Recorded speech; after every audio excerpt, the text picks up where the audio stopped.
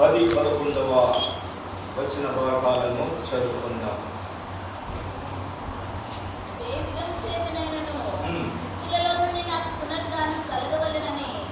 ఆయన మరణ విషయంలో సమాన అనుభవం గలవాడునై ఆయనను ఆయన పునరుద్ధాన బలమును ఎరుగు నిమిత్తమును ఆయన శ్రమల్లో పాల్గొనడం ఎట్టిదో ఎరుగు నిమిత్తమును సమస్తమును నష్టపరుచుకుని వాటిని పెట్టుతో సమానంగా ఎంచుకొనుచున్నాడు. దేవుని పరిశుద్ధ నామమునకు స్తోత్రం కలుగును గాక. దేవుని ప్రేమిడలారా, అపోస్తలుడైన పౌలు యొక్క వాంఛ, ఆయన కోరిక, ఆయన గొప్ప దృష్టి ఏంటిదంటే, ఏ విధము చేతనైనను నాకు పునరుత్థానము కలగాలి, నేను పునరుత్థానమును పొందుకోవాలి.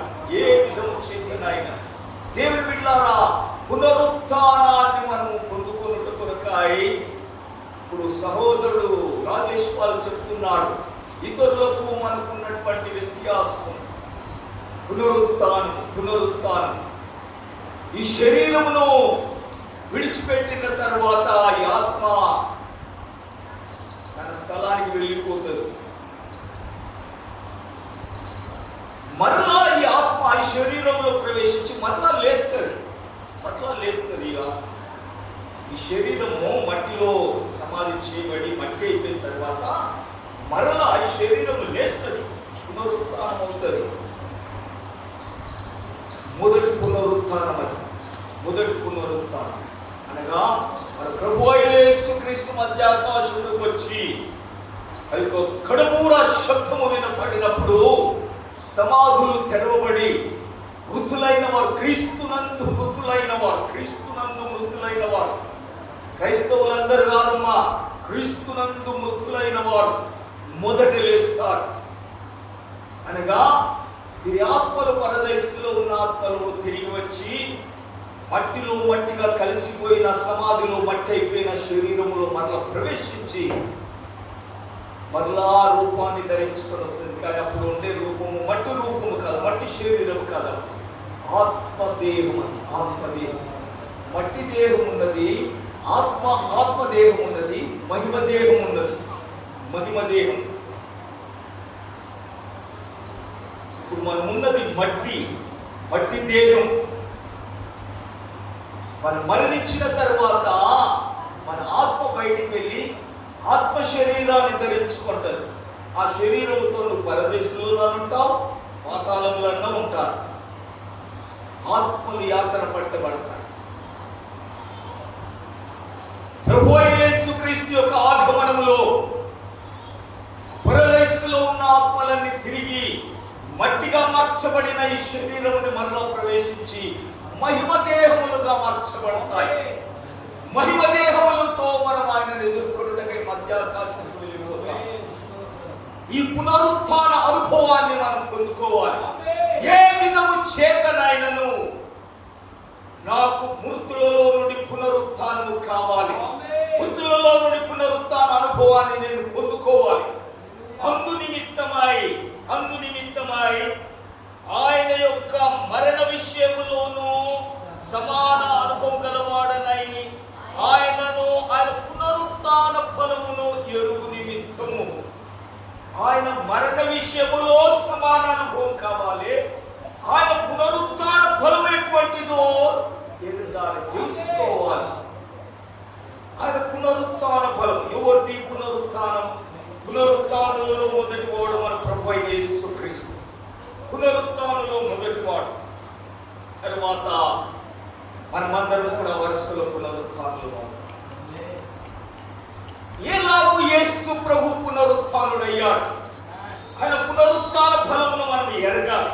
యేసు ఎలాగూ పునరుత్థానుడయ్యాడు, అదే విధముగా మనము కూడా పునరుత్థానులు కావాలి.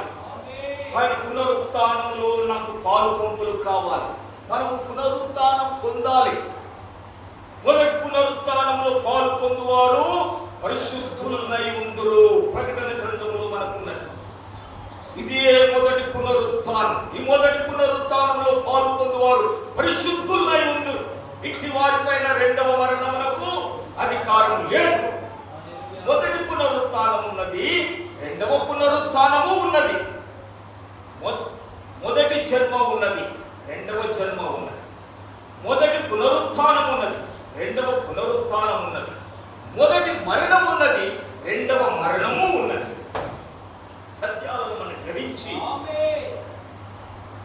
ఈ ఉపదేశమును సత్యోపదేశమును గ్రహించి ఉపదేశానుసారంగా మనం జీవిస్తే దేవుని రాజ్య వారసులుగా మనం, తల్లి గర్భములో మనం జన్మించిన జన్మ ఇది శరీర సంబంధమైన, లోక సంబంధమైన, పాప సంబంధమైన జన్మ. ఇది క్రీస్తులో మనం జన్మించిన జన్మ రెండవ జన్మ, క్రొత్త జన్మ. మారు మనస్సు విషయమై పాప క్షమాపణ నిమిత్తము యేసు క్రీస్తు నామములో బాప్తిసం పొందుట ద్వారా నీవు క్రొత్త జన్మ. యోహాను సువార్త 3వ అధ్యాయంలో ప్రభువు క్రొత్త జన్మ గురించి నికోదేములనే బోధకునికి బోధ చేస్తాడు. క్రొత్త జన్మ జన్మించకుంటే నువ్వు దేవుని రాజ్యంలో ప్రవేశించలేవు. ఇది నిశ్చయం. అక్రొత్త జన్మ ఎలాగో నీటి మూలముగాను ఆత్మ మూలముగాను జన్మించిన అనుభవం మనకు కావాలి. ఆయన మరణ విషయంలో సమాన అనుభవాన్ని క్రీస్తులోనికి బాప్తిసం పొందిన మనమందరము ఆయన మరణములోనికి బాప్తిసం పొందుతున్నారని మీరు ఎరగరా? దేవుని బిడ్డలారా, క్రొత్త జన్మ, రెండవ జన్మ అనుభవం మనకు కలిగింది. మనం ఒకసారి జన్మించి జన్మ ఇలాగే జీవిస్తే మనం దేవుని రాజ్యంలోకి ప్రవేశించాలి. మారు మనసు పొంది పాపక్షమాపణ నిమిత్తము యేసుక్రీస్తు నామములో బాప్తిసం, అప్పుడు మీరు పరిశుద్ధాత్మని వరపొందుతారు. ఈ జన్మ అనుభవాన్ని మనకు కావాలి. అలాగే మనమందరము స్వాభావికంగా అందరూ మనుషులు చనిపోయినట్టు మనము చనిపోతాం. ఈ మరణం అందరికీ వస్తుంది. పరిశుద్ధునికి వస్తుంది, పాపికి వస్తుంది, క్రైస్తవునికి వస్తుంది, క్రైస్తవేతరునికి వస్తుంది, ధనికునికి దరిద్రునికి అందరికీ వస్తుంది. కానీ రెండవ మరణం ఒకటి ఉన్నది, మండుచున్న అగ్నిగుండంలో నుండి తప్పించబడి ఆ మరణాన్ని తప్పించుకోవాలి. ఆ మరణం నుండి తప్పించుకోవాలి. ప్రకటన గ్రంథం 19వ అధ్యాయంలో ఆ విషయం. రెండవ మరణం. ఆ మరణం నుంచి మనం తప్పించబడిన కొరకే రెండవ జన్మ జన్మించాలి.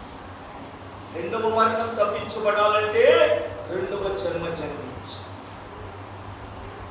మొదటి పునరుత్థానం. ప్రభువైన యేసుక్రీస్తు మధ్యాకాశంలోకి వచ్చినప్పుడు ఆయన యొక్క ప్రియుల సంఘము ఇగో సమాధులు తెరవబడతాయి.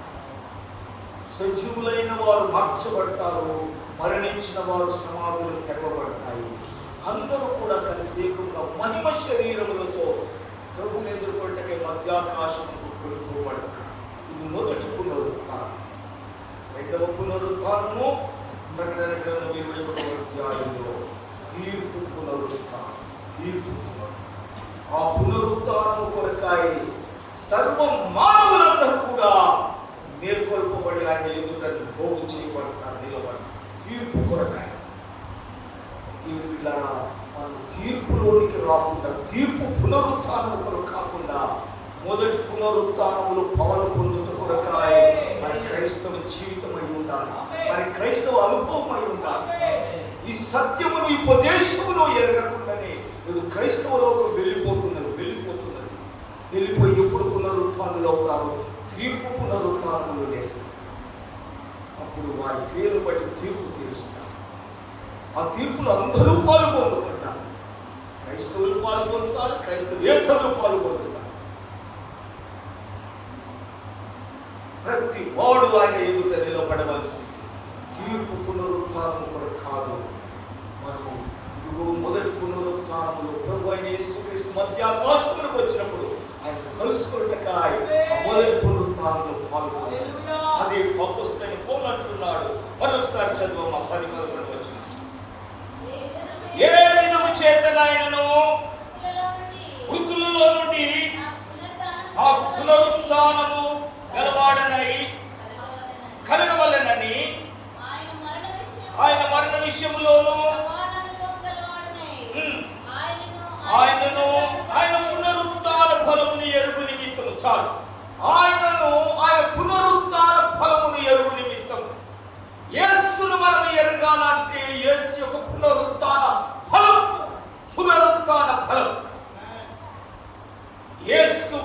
పునరుత్థానుడయ్యాడు. ఎలాగో అయ్యాడు? యేసు పునరుత్థానుడు ఎలాగయ్యాడు? ఎలాగో ఆయన పునరుత్థానం చెందాడు? ఎక్కడి నుండి లేచాడు? సమాధిలో నుండి లేచాడని మనం అందరం విశ్వసించి, సమాధిని నుండి లేచాడు, సమాధిని గెలిచాడు, సమాధి ఓడించుండు, సమాధిలో నుండి లేచాడు, సమాధిలో నుండి బయటికి వచ్చాడు, సమాధిలో నుండి లేవలేదు యేసు ప్రభు, సమాధిలో నుండి బయటికి వచ్చాడు. దేవుని బిడ్డలారా, ఆయన పునరుత్థానం ఫలమేంటో మనం ఎరగాలి. యేసు ప్రభు శిష్యులు ఆయన పునరుత్థాన ఫలాన్ని ఎరగలేదు. ఆయన పునరుత్థానుడు అయినాడంటే కూడా నమ్మలే. నమ్మిండ్రా? నమ్మలే. యేసు ప్రభు పునరుత్థానుడు అయినంటే యేసు ప్రభు శిష్యులే నమ్మలేదు. ఆయనతో పాటు ఉన్నారు, ఆయనతో పాటు తిన్నారు, వాక్యం విన్నారు, 3.5 సంవత్సరాలు సహవాసం చేశారు, ఎన్నో అద్భుతమైన వాక్యములు విన్నారు, అద్భుతాలు, సూచక్రియలు, చనిపోయిన వారిని సైతం లేపుట చూశారు, వారి ద్వారా కూడా అద్భుతాలు జరిగించారు. రూపాంతర కొండ మీద ఆయన మహిమను చూశారు. పరలోకమందు ఆయన ఏ రూపంలో ఉంటాడు, ఆ రూపము భూలోకమందు వారికి కనపరిచాడు. ఇంటి కార్యములన్నీ చూసిన ఆయన శిష్యులు యేసు ప్రభు లేచిందంటే అంతకుముందు ఎన్నోసార్లు వారికి బోధించారు. క్రీస్తులాగా శ్రమపడి మృతులలో నుండి తిరిగి లేవవలసినదని ఎన్నో మార్లు కూడా తెలియపరిచారు. తీరా ఆయన లేచిండు అని చెప్తే ఆ మాట వారు నమ్మడం. మార్కు సువార్త చివరి అధ్యాయం ఒకసారి చూడండి. మార్కు సువార్త చివరి అధ్యాయంలో 11వ వచనం చదువు. 10-11.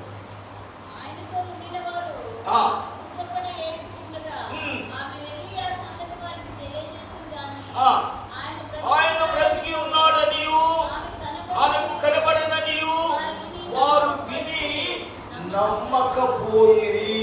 శిష్యులు బాధలో ఉన్నారు, దుఃఖములో ఉన్నారు. ఇదిగో ఈ స్త్రీలు వెళ్ళి, అయ్యా యేసు ప్రభు లేచాడు, నాకు కనబడ్డాడని మధ్య లేని మరియ వెళ్ళి చెబుతున్నది.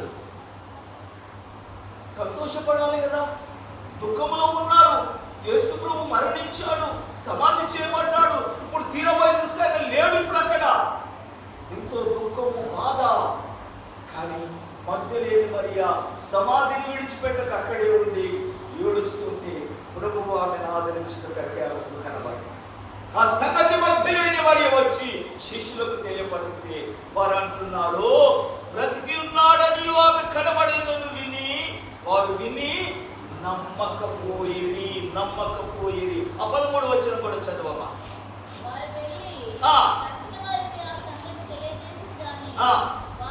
వారు వీరి మాటనైనను నమ్మకపోయిరి. వీరెవరు? యాయమ్మాయి గ్రామానికి వెళ్ళి యేసు ప్రభువును కన్నులారా చూశారు. వారు తిరిగి మరలాయి యెరూషలేముకు వచ్చేసి శిష్యులకి మాట చెప్తున్నారు, అయ్యా యేసయ్య ఇలా మాతో కలిసి నడిచాడు, ఆయన రొట్టె విరిచంగానే మా కళ్ళు తెరవబడ్డాయి, యేసయ్యను మేము గుర్తుపట్టాము, ఆయన అదృశ్యుడైపోయాడయ్యా అని ఈ శిష్యులు ఇద్దరు వచ్చేసి మిగతా 11 మందికి చెప్తున్నారు. వారు వీరి మాటలు కూడా నమ్మకం. ఇటువంటి స్థితిలో ఉన్నారు యేసు ప్రభువును వెంబడించిన శిష్యులు. చనిపోయిన వాడేంది, తిరిగి లేవడమేంది, ఇది ఎప్పుడు మేము వినని సంగతి, ఇది ఎప్పుడు జరగని సంగతి. దేవుని బిడ్డలారా, ఆయనను వెంబడిస్తున్న వారే ఆయన యందు నమ్మకం ఉంచలేదు. ఆయనతో కాపాటు సహవాసము చేస్తున్న క్రైస్తవులే యేసు ప్రభు లేచాడంటే, ఆయన సజీవుడై ఉన్నాడంటే నమ్మడం లేదు, అపనమ్మకము కలిగింది. లూకా సువార్తలు అంటారు, వారి మాటలు అంటే వీరికి ఎట్లా కనబడ్డాయంట. 24వ అధ్యాయం 24-11 వచ్చిన చదువమ్మా. లూకా సువార్త 24-11. అయితే వారి మాటలు వీరి దృష్టికి వెర్రి మాటలుగా కనబడ్డాయట. వెర్రి మాటలు. యేసు ప్రభు లేచాడు, మాకు కనబడ్డాడు, మేము చూసామంటే ఇవి శిష్యులకు, యేసు ప్రభుని వెంబడించిన శిష్యులకు ఎట్లున్నాయంట? వెర్రి మాటలు. పిచ్చిదానిలాగా మాట్లాడుతున్నావు, పిచ్చి మాటలు మాట్లాడుతున్నావు అని వెర్రి మాటలు, వెర్రి మాటలు నాకు కనబడ్డాయి. దేవుని బిడ్డలారా, ఇటువంటి అపహాస్యము చేశారు, అపనమ్మికతో ఉన్నారు, అవిశ్వాసులుగా ఉన్నారు. అటువంటి యేసు ప్రభు శిష్యులు అపోస్తల కార్యంలోకి వచ్చాకనే ప్రభు ఆరోహణపై వెళ్ళిపోయేదాన్ని ఇప్పుడు ఆ యేసుని గురించి కూడా సాక్ష్యం ఇస్తున్నారు. చూడండి, వారు ఇప్పుడు అపోస్తలుల కార్యం 2వ అధ్యాయంలోకి వస్తాం. 2వ అధ్యాయము 32వ వచనాన్ని చదివి. దీనికి మేమందరము సాక్షులము. 11 మంది యేసు ప్రభు లేచిందని చెప్తే నమ్మని వారు ఒక 10 దినాలు అయిపోయినాయి అంతే, కొన్ని దినాలు గడిచిపోయినాయి అంతే. ఇప్పుడు లేచి అంటున్నారు, ఈ యేసును దేవుడు లేపాడు, దీనికి మేమందరము సాక్షులము. యేసును దేవుడు లేపాడు, దానికి మేమేంటిది? సాక్షులు. నమ్మని వారు ఇప్పుడు సాక్షులుగా మారిపోతున్నారు. యేసు ప్రభు లేచిందని చెప్తే విశ్వసించని వారు, అపహాస్యము చేసిన వారు ఇప్పుడు యేసు ప్రభు లేచాడు, దానికి మేము సాక్షులము. సాక్షులము. హల్లెలూయా. సాక్షులు వరిస్తారయ్యా. చూసిన వారు సాక్ష్యం ఇస్తారు, అనుభవించిన వారు సాక్ష్యం ఇస్తారు. ఇప్పుడు వంటలు చేస్తారు, వంటలు భలే టేస్ట్ ఉన్నాయంటే నువ్వు చూసినావా, టేస్ట్ చేసినవా? టేస్ట్ చేసిన వాడు సాక్ష్యం ఇవ్వాలి.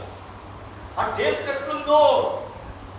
యేసు ప్రభువును దేవుడు లేపాడు, దేవుడు లేపాడు. చూసావా నువ్వు దేవుడు లేపిన సంగతి? దేవుడు యేసు ప్రభువు లేపిన సంగతి చూసావా? సాక్ష్యం ఇస్తాము. యేసును దేవుడు లేపాడు, దానికి మేము సాక్షులము. ఎలాగూ దేవుడు యేసును లేపాడు, ఎలాగూ దేవుడు యేసును లేపాడు. బాగా అర్థం చేసుకోండి, యేసును దేవుడు లేపాడు. ఈ లేపుట కొరకై దేవుడు వినియోగించిన బలము, శక్తి, ఆయన కార్యము, ఇది పునరుత్థాన బలం. యేసును లేపుట కొరకై దేవుడు కనుపరిచిన కార్యం, బలము, వినియోగించిన బలం, ఆ బలమే పునరుత్థాన బలం.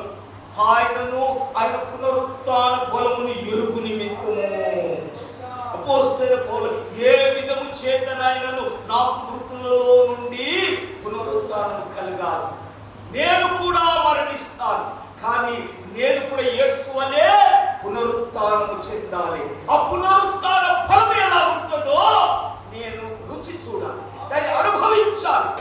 యేసును లేపిన పునరుత్థాన బలం. దేవుడు యేసును లేపాడు. ఎట్లా లేపాడు? ఏ బలమును వినియోగించాడు? ఏ బలము చేత యేసును మృతులలో నుండి యేసయ్య లేపి దేవుడు లేపాడు. దేవుడా, ఈ బలం ఏంటిదో ఎరగాలి, తెలుసుకోవాలి. తెలుసుకుంటే అయిపోయిందా? అనుభవించాలి, రుచి చూడాలి, ఎక్స్పీరియన్స్ కావాలి మనకు. అప్పుడు నేను సాక్ష్యం ఇవ్వగలను.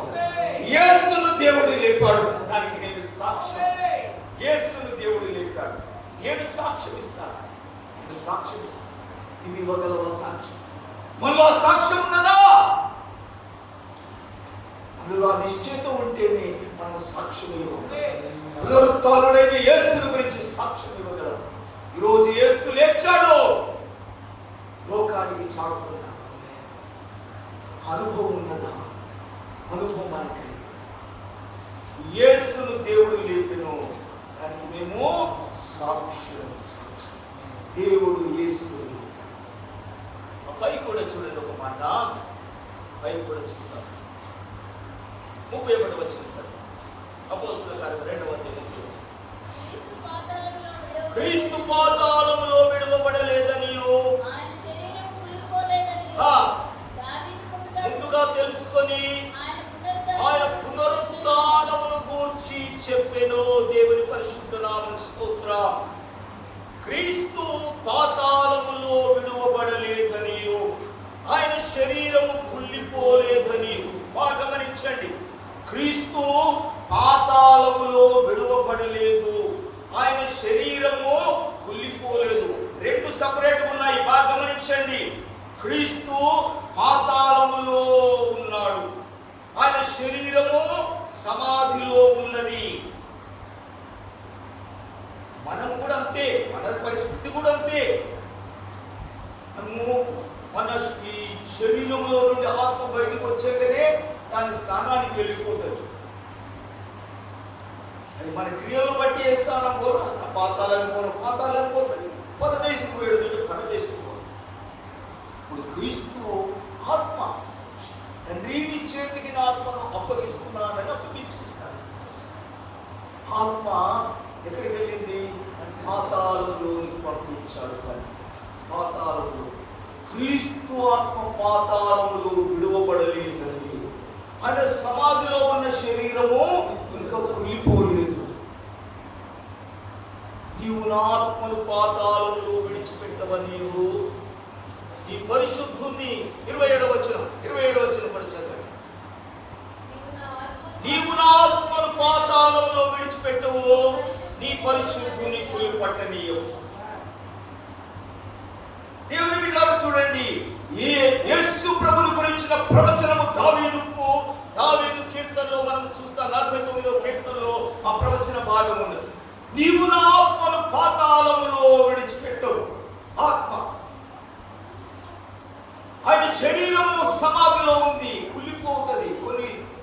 3 రోజులు ఇంకా కాలేదు, 3 రోజులు అయితే కుళ్ళిపోనికి స్టార్ట్ అవుతుంది. లాజరు శరీరం అంటుంది కదా మా అయ్యా వద్దొద్దు, 4వ రోజు అయిపోయింది, కుళ్ళిపోతుంది, వాసన కొడుతుంది, కప్పు కొడుతుంది. అయ్యా నీవు ఆయన యేసు ఆత్మను పాతాళములో విడిచిపెట్టు. సరే, యేసు ఆత్మ అసలు పాతాళానికి వెళ్ళిపోయింది, అది మన ఇంకో సబ్జెక్ట్. యేసు ఆత్మ పాతాళానికి వెళ్ళిపోయింది. మనందరి పాపముల నిమిత్తమై యేసు పాతాళాన్ని కూడా అనుభవించి మన పాపముల కొరకై కల్వరి శిలువలో ఎలాగో మరణించాడు. మనము నరకానికి పోకూడదని, పాతాళానికి పోకూడదని ఆ మరణ వేదనలు కూడా అనుభవించి ఆయన తిరిగి లేచాడు. మరణ వేదనలు తొలగించి దేవుడు ఆయనను బయటకు తీసుకొచ్చాడు. మరణ వేదనలు దూరపరిచి దేవుడు బయటకు తెచ్చాడు. 24వ వచనం పడిచాడు. సాధ్యము గనుక దేవుడు మరణ వేదనలను తొలగించి ఆయనను లేపెను. మరణ వేదనలు, పాతాళ వేదనలు, పాతాళంలో ఉండే వేదనలను యేసు ప్రభు అనుభవించాడు. నువ్వు నేను అనుభవించవలసిన వేదనలు, మన పాపములకు రావాల్సిన శిక్షని, అప్పాలి యొక్క అనుభవాన్ని అనుభవించవలసిన వారమైన మనల్ని మన పాపమును పరిహరించిన కొరకాయ పరిశుద్ధ రక్తమును దారపోసి పాప విమోచన క్రయధనముగా తన పరిశుద్ధ రక్తమును విమోచన క్రయధనముగా ఇచ్చి దేవుని బిడ్డలారా మన పాపములను తనపై వేసుకొని, మన దోషములను తనపై వేసుకొని మన పక్షముగా మన స్థానములో పాతాళములోనికి ప్రవేశించాడు. పాతాళ శిక్షను అనుభవించాడు. ఇది తండ్రికి అభిష్టమైంది. యెషయా 53 అంటాడు కదా, తండ్రికి ఇది ఇష్టమైంది. మనందరి దోషమును ఆయన పైన మోపాడు, మనందరి అతిక్రమములను బట్టి ఆయన నలగొట్టబడ్డాడు. మన పాపం నిమిత్తమై, మన అతిక్రమాల నిమిత్తమై, మన దోషముల నిమిత్తమై తండ్రి అన్ని తీసుకొచ్చి ఆయన మీద మూట మోపేశాడు. మన పాపముల నిమిత్తమై ఆయన దేవుని బిడ్డలారా మన పాపముల యొక్క క్షమాపణ కొరకాయ కల్వరి శిలువలో రక్తాన్ని ప్రాణాన్ని ఆ మరణ శిక్షను తప్పించుట కొరకై, పాతాళ వేదనతో అనుభవించుట కొరకై ఆయన పాతాళంలోకి అనుభవించి వచ్చాడు. కానీ ఆయనలో పాపం లేదు, ఆయనలో ఏ అతిక్రమం లేదు, ఆయన ఆత్మలో ఏ పాపము లేదు, ఆయన ఆత్మలో ఏ అతిక్రమం లేదు. కనుక దేవుడు మరణ వేదనను తొలగించాడు, మరణ వేదనలో దూరపరిచాడు. మన అతిక్రమముల కొరకై తన రక్తమును తీసుకొని వచ్చి ఆ రక్తమును బట్టి ఆయన యొక్క మన అతిక్రమం నుంచి విడుదల దయచేసి యేసు ఆత్మను బయటికి తీసుకొని వచ్చాడు. నీవు నీ పరిశుద్ధుని పాతాళములో విడిచిపెట్టవనీయు, నీ పరిశుద్ధుని కుళ్ళు పట్టనీయు. ఆయన ఆ క్రీస్తు యొక్క ఆత్మ పాతాళములో విడిచిపెట్టబడలేదు, ఆయన శరీరం సమాధిలో కుళ్ళు పడలేదు. యేసు ప్రభు ఆత్మను పాతాళములో నుండి బయటికి తీసుకొని వచ్చాడు. ఎలాగూ తీసుకొని వచ్చాడు, ఎలాగ ఈ కార్యక్రమం జరిగింది, ఈ పునరుత్థాన కార్యక్రమం ఎలాగ జరిగింది?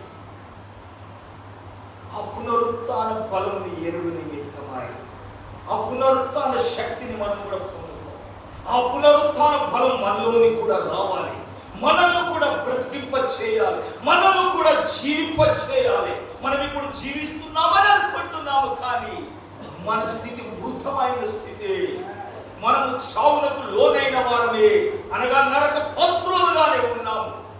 మనము కూడా బ్రతికించబడాలి, పునరుత్థానులు కావాలి. ఆ పునరుత్థాన కార్యం మనలో కూడా జరగాలి. యేసు ప్రభువును మృతులలో నుండి దేవుడు ఎలాగూ లేపాడు, ఎలాగూ బ్రతికించాడు, ఎలాగూ బయటికి తీసుకొని వచ్చాడు, అలాగే మన జీవితాలలో కూడా దేవుడు చేయ సమర్థుడై ఉన్నాడు. మనల్ని కూడా బ్రతికించువాడై ఉన్నాడు. ఆయన పునరుత్థాన బలమును ఎరుగు నిమిత్తమై దేవుని ద్వారా మనము కూడా ఆయనతో సమాన అనుభవం కలిగిన వారమై ఉన్నాం. ఆయన మరణ విషయములోనూ, ఆయన పునరుత్థాన విషయంలో, ఆయన మరణ విషయంలో మనకు ఒక అనుభవం ఉంది. ఏంటి అనుభవం? మారు మనసు విషయమై పాపక్షమాపణ నిమిత్తము యేసుక్రీస్తు నామములో బాప్తిసం పొందుట, ఆయన మరణములో పాలు పొందుట. ఒకసారి చూడండి ఆ మాటను. రోమీలకు రాసిన పత్రిక 5వ అధ్యాయము 4వ వచనం చదువు. మూడవ వచనం చదువు. మనమందరము ఆయన మరణములోనికి బాప్తిసం పొందితిరని మీరు ఎరుగరా?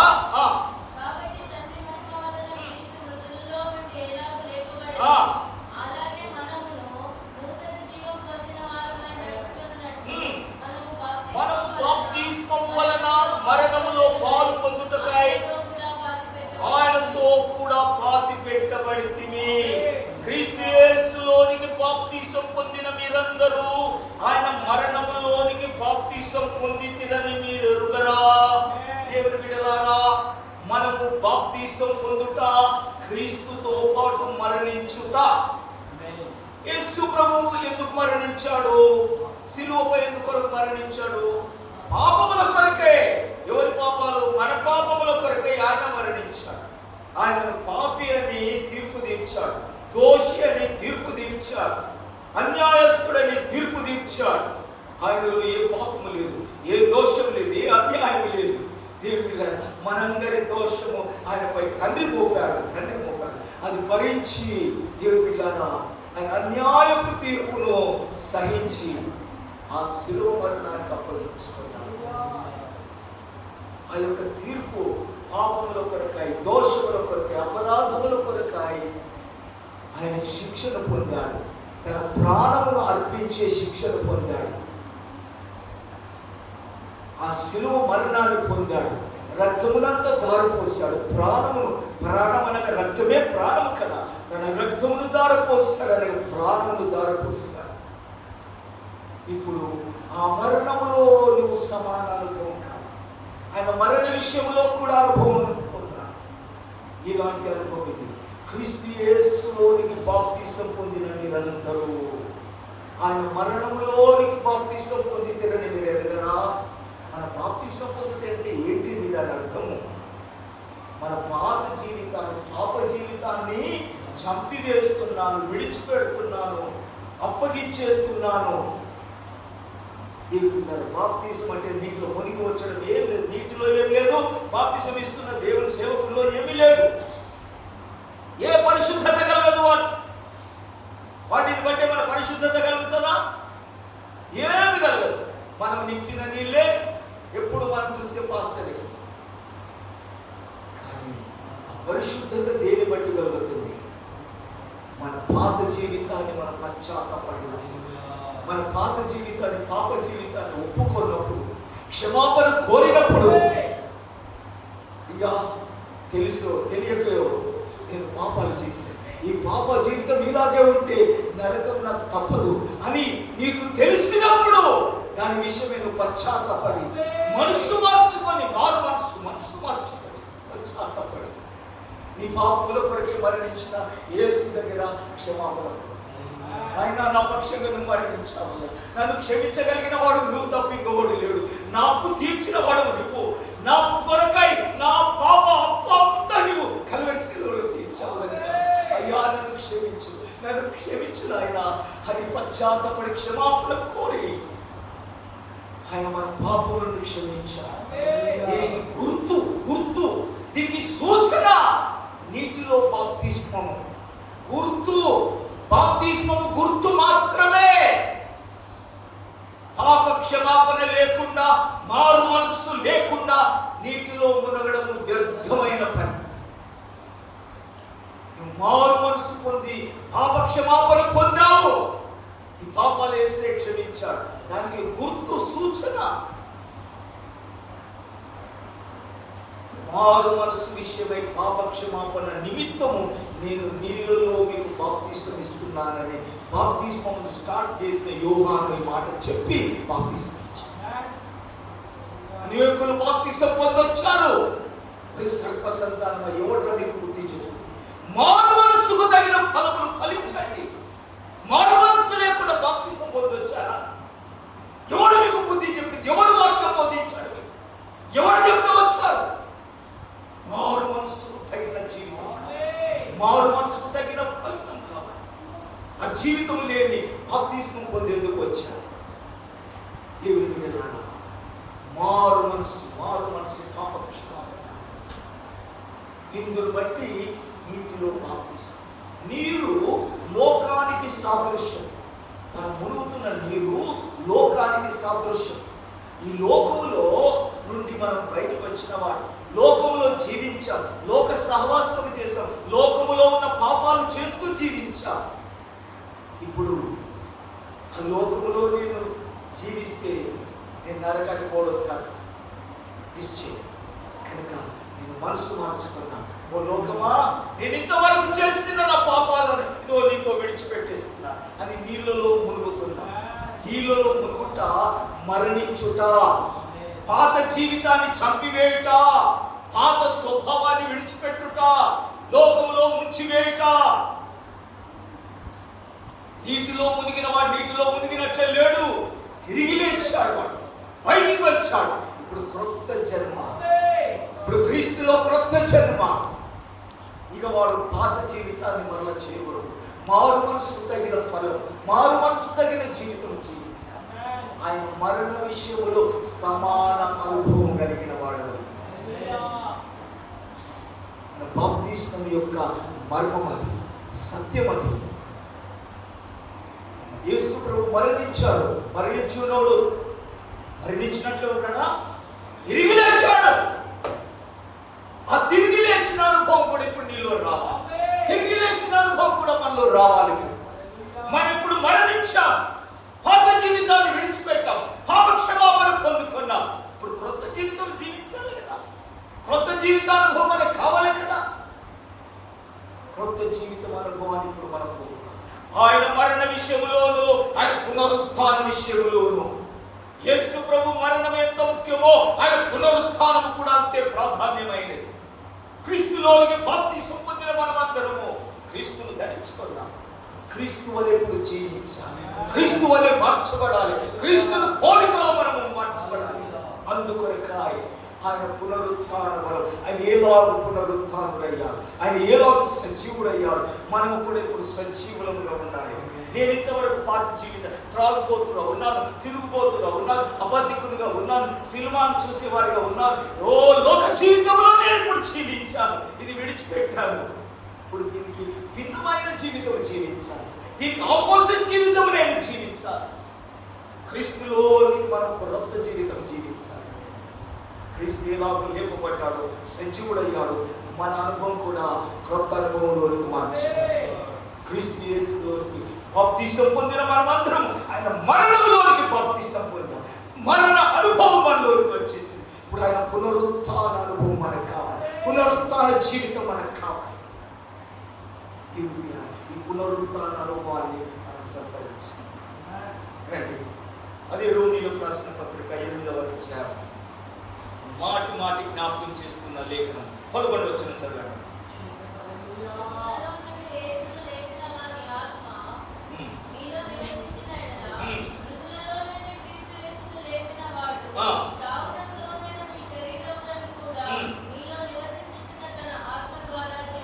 దేవుని పరిశుద్ధ నామమునకు స్తోత్రం. దేవుని బిడ్డలారా, మృతులలో నుండి క్రీస్తు యేసును లేపిన వాని ఆత్మ బాగా గమనించండి.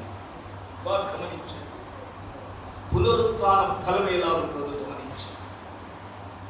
మృతులలో నుండి క్రీస్తు యేసును లేపిన వాని ఆత్మ. మృతులలో నుండి యేసు. ఇప్పుడు యేసు ఎక్కడున్నాడు? మృతులలో ఉన్నాడు. ఈ మృతులలో నుండి యేసును లేపిన వాణి అంటే దేవుని ఆత్మ. తండ్రి కుమార పరిశుద్ధాత్మ కార్యములు ఇక్కడ ఉన్నాయి. మృతులలో యేసు ఆత్మ. మనం అపోస్తల కార్యములో చూసాము. నువ్వు నా ఆత్మను పాతాళంలో విడిచిపెట్టలేదు. యేసు పాతాళంలో మృతుల మధ్యలో ఉన్నాడు. ఈ మృతుల్లో ఉన్న యేసు ఆత్మను ఎవరు లేపుతున్నాడు? యేసును దేవుడు లేపాడు. ఎలాగో లేపాడు? తన ఆత్మను పంపిస్తున్నాడు. త్రిత్వంలో మూడవ వారిని పంపిస్తున్నాడు. పరిశుద్ధాత్మని పంపిస్తున్నాడు.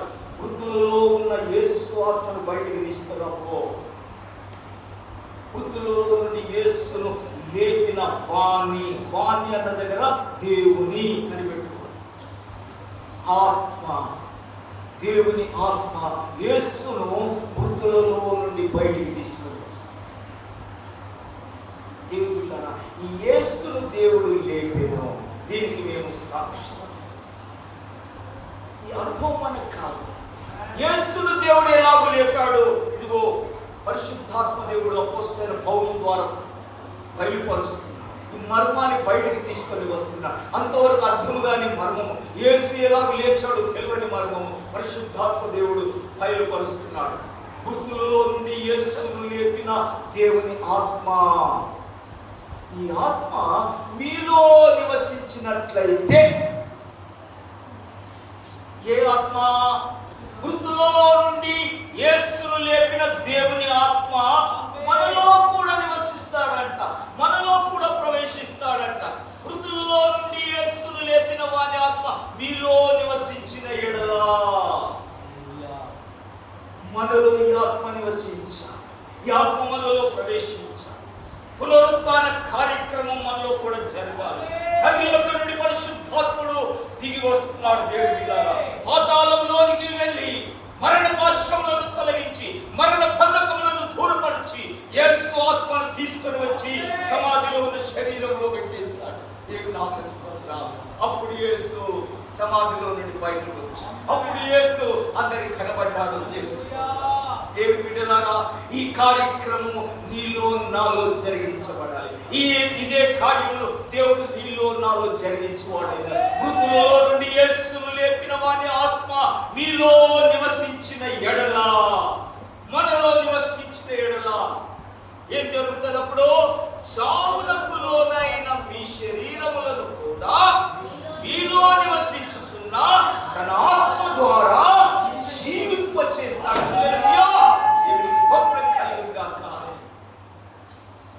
చావునకు లోనైన మన శరీరములను మనలో నివసిస్తున్న పరిశుద్ధాత్మ ద్వారా జీవింప చేస్తాడు, బ్రతికింప చేస్తాడు.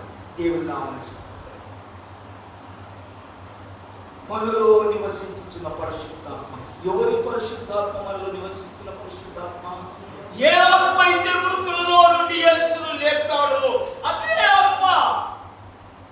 యేసును లేపుటకు ఒక ఆత్మ, మనలోని ప్రవేశించుటకు ఇంకో ఆత్మ కాడు. ఉన్న పరిశుద్ధాత్ముడు ఒక్కడే. ఏ ఆత్మ అయితే మృతులలో నుండి యేసును బయటికి తీసుకొని వచ్చాడు ఆ ఆత్మ మీలో నివసించినట్లయితే చావులకు లోనైన మీ శరీరం, నరకానికి పాత్రమైన శరీరములను మనలో నివసిస్తున్న పరిశుద్ధాత్మ ద్వారా, మనకు అనుగ్రహించబడిన పరిశుద్ధాత్మ ద్వారా మనల్ని కూడా బ్రతికింపచేస్తాడు, మనల్ని కూడా పునరుత్థానులుగా చేస్తాడు. మనము మరణించిన మనల్ని తిరిగి బ్రతికింపచేస్తాడు.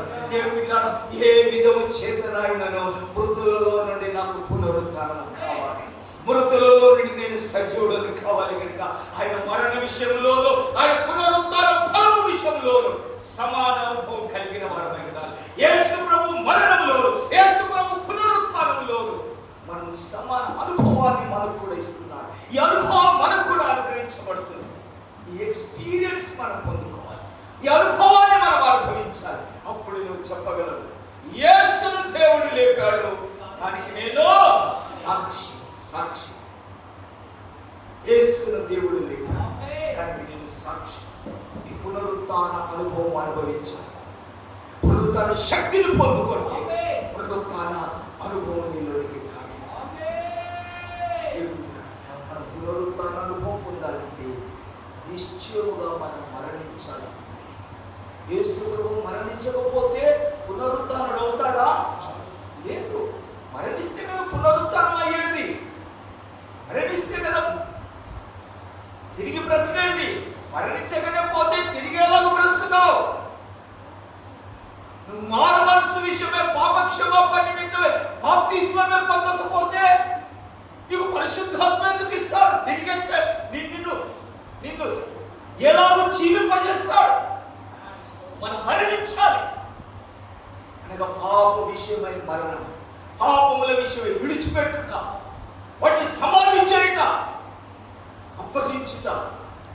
దేవుళ్ళారా, మరణిస్తే తప్ప మనకు జీవము లేదు. పునరుత్థాన జీవము మనము లేదు. యేసు ప్రభువు కల్వరి శిలువలో మరణించిన మనం మన పాపముల ఈ అనుభవాన్ని మనం అనుభవించాలి. అనుభవం మారు మనసు విషయమై పాప క్షమాపణ నిమిత్తం యేసు క్రీస్తు నామములో బాప్తిసం పొందుటయే మరణం. ఉక్తి బాప్తిసాలు కాదు కాదు కాదు. దేవుడు మనం జీవాన్ని పొందుకోవాలి, పరలోక రాజ్యాన్ని పొందుకోవాలి, పునరుత్థానంలో కావాలి. అది మన గురి, అది మన గమ్యం. దాని కొరకాయ మనం ఇది చేయాలి, ఇది అనుభవించాలి, ఈ మరణం పొందాలి. దేని కొరకు బాప్తిసం పొందాం? దేని కొరకు పొందుకోవాలి? ఎందుకొరకు బాప్తిసం? దేవుడి పునరుత్థానం అనుభవం పొందుకోవాలి, పునరుత్థానం జీవితాన్ని పొందుకోవాలి. ఆ ప్రభు వచ్చినప్పుడు ఆయన రాత్రులు ఎత్తబడే గుంపులో ఉండుట కొరకు దాన్ని స్వతంత్రించుకోండి. కానీ ఆయన పునరుత్థాన అనుభవంలో సమాన అనుభవం కలిగిన వారిని జీవించారు. ఆయన పునరుత్థాన బలముని ఎరుకుని నిత్యము సమస్తాన్ని నష్టపరుచుకొని పెట్టతో సమానం ఎంచుకుంటున్నారు. దేవుడి సమస్తాన్ని నష్టపరుచుకొని దిగో పునరుత్థానం కొరకాయ యేసు ప్రభువుల పునరుత్థానం పొందాలని ప్రభు రాకడ వచ్చినప్పుడు ఇక్కడికి ఎక్కి రాగానే మార్పు పొందిన వారిపై ప్రభును కలుసుకుంటే మధ్యాకాశములకు మనం వెళ్ళిపోవటం కొరకాయ అది సంపాదించుకోవటం. కానీ నాకేవేమి లాభకరములో, నాకేవేమి ప్రయోజనకరములో వాటన్నిటిని నేను పెట్టతో సమానంగా నుంచి పెట్టతో సమానం అంటే ఏంటో తెలుసా? పెట్ట అంటే ఇది పెట్టండి అనగా ప్రభు కొరకాయ మనకు లాభకరంగా ఉన్నవి మనల్ని ప్రభు రాకడలో చేర్చగలిగేట్టుగా. మన ఐశ్వర్యము చేరుస్తుందా? మన ధనము చేరుస్తుందా? మన విద్య చేరుస్తుందా? మన ఉద్యోగాలు చేరుస్తాయా? మన అంగబలము, మందబలము, బంధువులు ఎంత కలిగి ఉన్నా ప్రభు రాకడలో మనల్ని చేర్చగలుగుతామా? ఏవేవి మనకు లాభకరములో వాటన్నిటిని మనం విడిచిపెట్టాలి. ఎందుకు? ఆయన పునరుత్థానంలో నాకు పాలుపోకులు కావాలి. అందుకొరకే నేను ప్రయాసపడుతున్నాను, అందుకొరకే నేను పరిగెత్తుచున్నాను. నాకున్నవన్నీ వెనుకకు విడిచిపెడుతున్నాను, అన్ని త్రోసి వేసుకుంటున్నాను. ఆ పునరుత్థానంలో నేను ఏ విధము చేతను ఆయన పునరుత్థానంలో నాకు పాలుపోవాలి. ఆ ప్రభు వచ్చినప్పుడు నేను ఎక్కబడే గుంపులో ఉండాలి, ఆ వధువు సంఘములో నేను ఉండాలి. ఇక్కడికి ఎక్కి రాగానే సమాధులు తెరవబడినప్పుడు దేవుడి ద్వారా నేను ఆ గుంపులో చేరుకోవాలి. ఈ అనుభవాన్ని మనం కలిగి ఉండాలి. యేసును దేవుడు లేపిన దీనికి నేను సాక్షి. ఈ అనుభవానికి కలిగి ఉంటేనే మనం సాక్ష్యం ఇవ్వగలం. ఈ రుచిని చూస్తేనే నువ్వు సాక్ష్యం ఇవ్వగలవు. యేసును కూడా దేవుడు ఇలాగే లేపాడు అని ఎవడు చెప్పగలడు? ఎవడు రుచిపరచగలడు? ఈ అనుభవాన్ని పొందుకో. ఈ అనుభవాన్ని ఎక్స్పీరియన్స్ గా యేసును రుచిపరచగలవు. యేసు పునరుత్థానం కొరకై సాక్షిగా నిలబడగలవు. ధైర్యంగా నువ్వు నిలబడగలవు. దేవుని పరిశుద్ధ నామములో యేసు మరణించాడు, మన పాప నిమిత్తమై మరణించాడు. ఆ ఎక్స్పీరియన్స్ మనకు ఉంటేనే మనం కూడా చెప్పగలుగుతాం, అయ్యా యేసు నా పాపముల కొరకే మరణించాడు, నేను కూడా మరణించాను, నా పాపములను విడిచిపెట్టాను, నా పాపములను పశ్చాత్తపడ్డాను, మారు మనసు పొందాను. ఇదిగో ఆయన పాపములను క్షమించాను, ఆయన మరణమును రుచి చూసావు నువ్వు కనుక నిన్ను కూడా ఆయన క్షమిస్తాడు, నిన్ను కూడా ఆయన కనికరిస్తాడని మనం సాక్ష్యం చెప్పగలం, మనం ఇతరులకు సాక్ష్యం ఇవ్వగలం.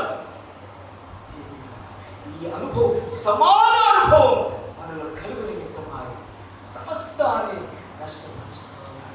అపోస్తలుడైన పౌలు గొప్ప విద్యావేత్త, గొప్ప ధర్మశాస్త్రమును బాగా చదువుకున్నవాడు. అపోస్తలుడైన పౌలుకు 5-6 భాషలు ధారాళంగా వస్తాయి.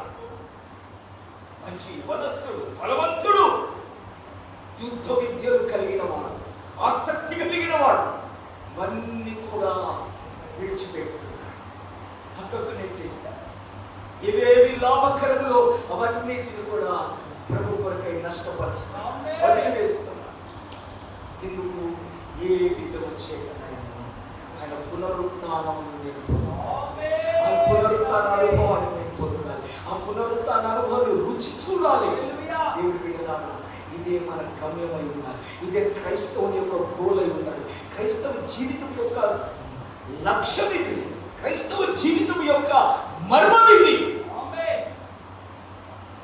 ఆయన రాజ్య వారసులుగా సిద్ధపడితే దేవుళ్ళారా, ఆయన మరణ పునరుత్థానంలో పాలు పొందుతా.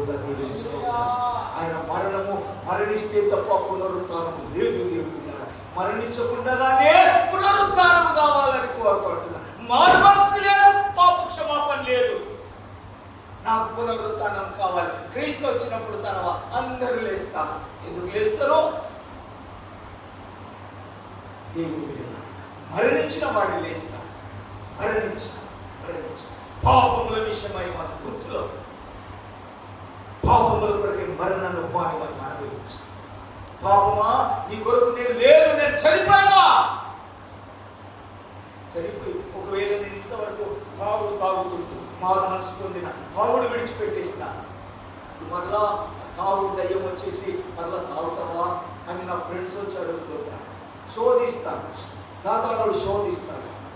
అప్పుడు ఏమన్నాలి? ఓ త్రాగుబోతు దయ్యమా, ఆ త్రాగుడు కొరకు నేను లేదు, నేను ఎప్పుడో చచ్చిపోయినా. చనిపోయిన వాడు లేసి తాగుతాడా? చనిపోయిన వాడు తాగుతాడు. కనుక వాటి విషయమై నేను మృతుడను, సిలువ వేయబడ్డా, నేను మరణించాను. క్రీస్తుతో కూడా వృద్ధి పొందాను, క్రీస్తుతో కూడా జీవిస్తాను. దేవుడు అటు కృప మనకిచ్చి బలపరిచి నడిపించును గాక. అందరూ మోకరించి ప్రార్థన చేసుకుందాం. స్తోత్రం, స్తోత్రం, స్తోత్రం. హల్లెలూయా, హల్లెలూయా, హల్లెలూయా, హల్లెలూయా, హల్లెలూయా. ఆయన పునరుత్థాన ఫలం నీరు నిమిత్తమై దేవుళ్ళారా, సమస్తాన్ని నష్టపరుచుకొని ఆయనతో కూడా సమాన అనుభవం పొందుకుంటకాయ మనము ఇదిగో ఆయన యొక్క పునరుత్థానమును మనం ఎలాగైనా సంపాదించుకోవాలి, అనుభవాలను మనం పొందుకోవాలి. ఆయన మరణ అనుభవములు,